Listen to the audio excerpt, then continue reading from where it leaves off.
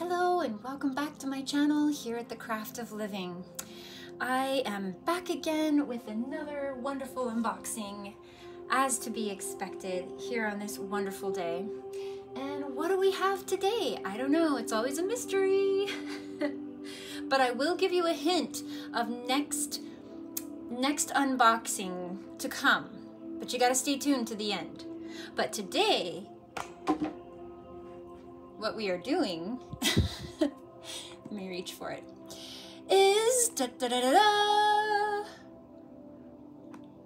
Heaven and Earth Tarot. All right, so this one is new to me. I'm excited about this one a lot because it was suggested to me by a teacher saying that find a deck that you can really connect with not just the deck itself, but the images and the people on the pictures, so that you could imagine yourself stepping into the card with that person.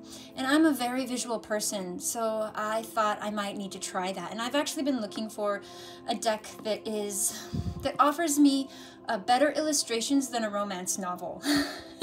There's nothing wrong with romance novels, to each his own, but that's not my style of preferred art, and a lot of what I've seen on the tarot decks are just not really resonating with the artwork. But this one really seemed like I could step into the picture,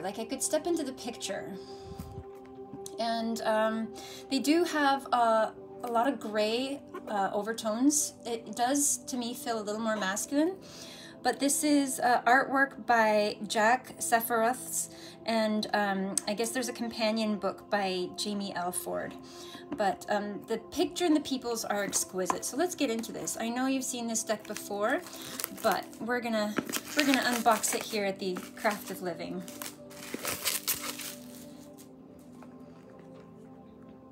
Comes in that nice box, and I've heard this nicely blends the traditional tarot with the New Age tarot. And I also really like how he has the Tree of Life.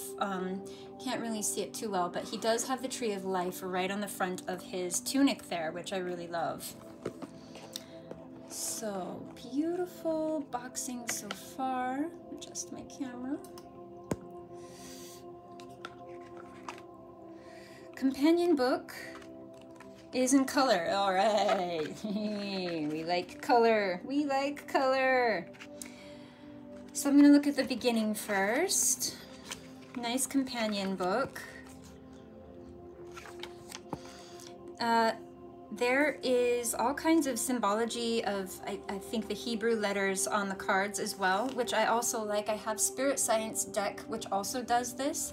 I think it's wonderful to have the information, even if I'm not quite ready to use it or access it yet.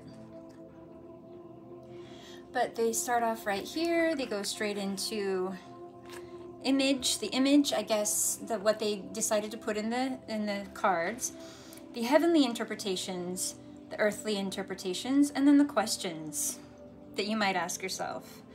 Like, what happens when the fool walks off the cliff? Where is he going to walk to? What item does the fool keep in their bag? Is the dog helping or hindering the fool? Is he warning him of danger, or is he saying, you can do it?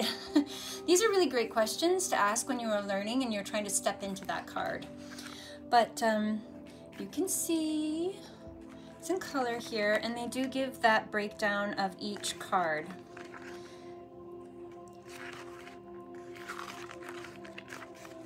So now they give a little introduction to tarot here, and the Thoth deck, the Rider-Waite, and the different origins of tarot. They do give some spreads in the back here for those of you who are interested, and advice on your first reading and how to do your first reading. Excuse me. And they also have wonderful notes for you in the back here. So this deck is by Lo Scarabeo, and if any of you have been watching my channel, you know that that is my tarot deck. My go-to tarot deck is the Lo Scarabeo Golden Art Nouveau Tarot. So I loved their artwork on the Golden Art Nouveau, although I know they're not the same artists, but I just love the consistency of the company, so I wanted to give this a try. So moving on to the cards, I was thinking, oh my gosh, the cards are going to be huge. Because here's my hand again. And I thought they were going to be humongous. But they're actually really small. So very small, which means it's manageable for those of you that have challenges with the larger oracle type of decks. So we have the regular ribbon pull, typical box, nothing much there. But let's open the little deck here.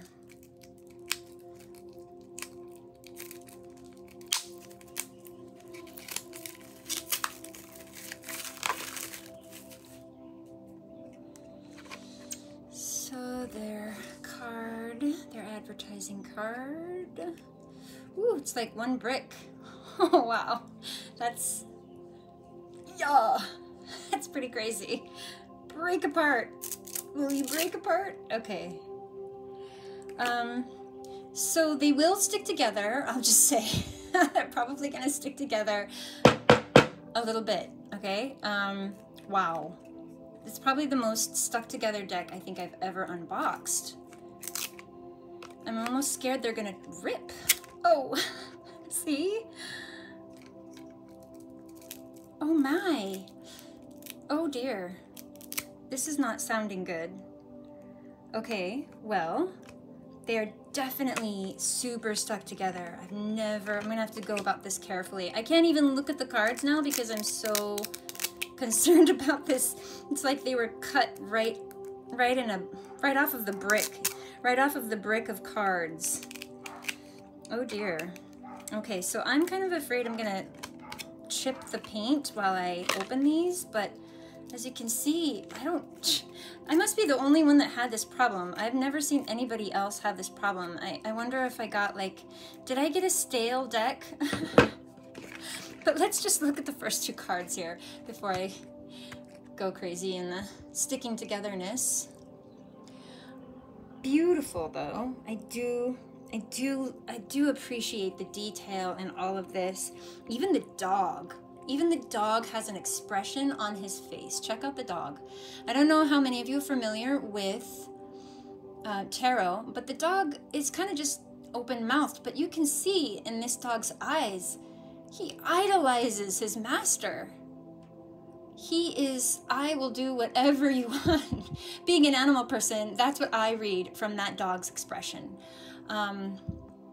But beautiful anyways, this first card. So let's move on to the next one. We have the Magician here. And we do have that nice pop of color right there with his cloak. And as you can see on the bottom here, you have obviously the title, and then the astrological, there's a Gemini, and don't quiz me, I don't know these symbols, but these symbols mean something, and there's a different symbol on every single card. And you can use this to enhance your readings.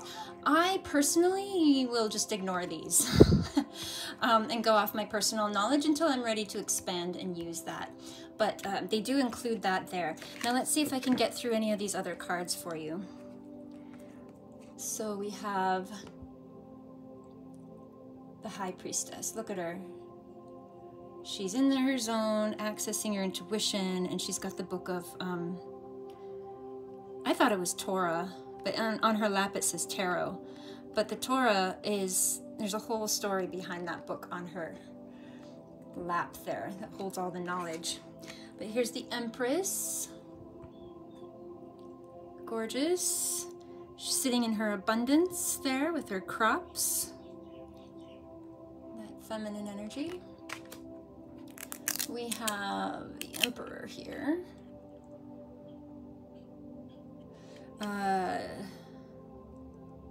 Yeah. And the Hierophant. Phew. I am going to say they're not going to stick like this when I shuffle, guys. Oh, the Lovers. That's amazing. That's very, wow. I've never seen an Adam and Eve Lovers kind of like that. That's beautiful. And I think that's Archangel Raphael. I could be wrong. It's okay if I'm wrong. but it is an archangel. Love this Lover's card though. Love, love, love this. The Chariot. He has the Merkaba in the center. You see that? Mm-hmm. Oh, and the Strength card. Oh, that's beautiful. Oh, he's gorgeous. I love lions, and he's gorgeous. This specific card in the tarot deck will make or break whether or not I decide to get it. It really depends on the Strength card.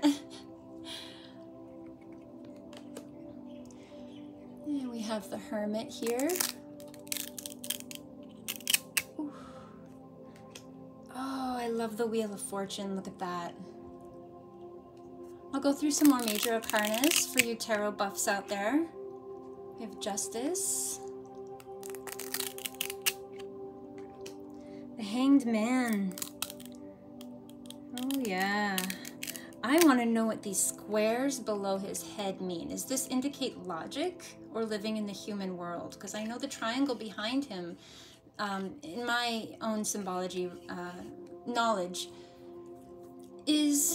represents the human, mind, body, and spirit. And the square, I guess this is another triangle. I suppose it's not really a square at this point, but interesting. I want to see what the authors say about the symbology usage in here, because we have the Ankh over there as well by his feet. Ooh, and the Death card. Oh man, look at the fierceness in that horse's eyes. That horse is not messing around. He is there to serve a mission and a purpose. Gorgeous. These are just gorgeous. We're going to skip ahead into the minor arcana. There we go. So this is the Seven of Cups. This is a card that's been hanging around me recently, and this is about finding what emotionally fulfills you, at least for me. But they have renamed the minor arcana, so this is not the Seven of Cups in this deck. This is the illusionary, the illusionary success. So this card, I always say, find out what emotionally fulfills you and don't get distracted by things that fulfill you in the moment but not long term. We're gonna skip ahead for the sake of sticky cards, because as you can see, I still can't. All right, so I hope this doesn't dissuade anybody if they really, you know, like resonate with the images. But here we have the Four of Pentacles. This is the one about wanting to feel secure and wanting to save and saving up. But this is earthly power. They've named this one earthly power. And we have the King of Pentacles here. He's kind of shrouded in a mist. There's no clear, definitive lines on anything in this card, which I find interesting, being that he's of the physical realm. They call him the Midas touch, because anything he touches turns to gold. So this card is interesting because it doesn't strike me as anything one way or the other. It's kind of very muted. Even the cow seems to disappear as she grazes among the field there. So interesting. There's a dove above him. Break this apart. Yeah. Here's the Nine of Staves or the Nine of Wands. It's just great strength. It requires great strength to make it there. Keep having great strength. Beautiful. I'm really liking these so far, aside from this slight problem here. Oi! I don't want to bend it. I don't want to rush it. Okay. So this is the Five of Swords. I just got this one this morning in reverse. Lovely. Oh yeah. Gorgeous. And I do feel like I could actually step into this beach scenario and be like, whoa, what happened here? Why is everybody so upset? You look like you're happy, dude, but it looks like you lost some friends here. Interesting. Oh, here's the Nine of Swords, the keep you up at night card. Despair and cruelty. I wonder if they call this despair and cruelty because it's just your mind kind of off on a tangent without any disciplining, really. It's just thinking worst case scenarios. I've been there, I think we all have. Okay, and then the last one that I could peel away for today's unboxing is the King of Swords. Check him out. Look at his chariot he's sitting in. Amazing. Is this the scythe? Sickle. There we go. Something like that, right? Oh, there's even a face in the heavens above there. Man, I can't wait to hear what the symbology is and the explanation behind these cards are. Everything means something, and I just want to know that star and that, you know, that one and that one, those are signifying something. Those are angels and cherubs. What are they doing? So I like learning about that. It only adds depth to my tarot knowledge. So this is the Heaven and Earth Tarot. As you can see, we are not going to do a shuffle today for obvious reasons. But tell me what you think, if you've had experience with this deck, how you liked it, how your readings went. Pull out the King of Pentacles right there, and any other information you have on it. How do you like it? How does it do reads, as always? And then thank you for checking in today. And then, as promised, our next unboxing is going to be the Herbal Astrology Oracle. It's a 55 card oracle deck. That's by Adriana Ayales. So that will be the Herbal Astrology Oracle. That one links herbology and astrology together. Super excited for that one. Keep an eye out for that one. And until we see each other next time, peace.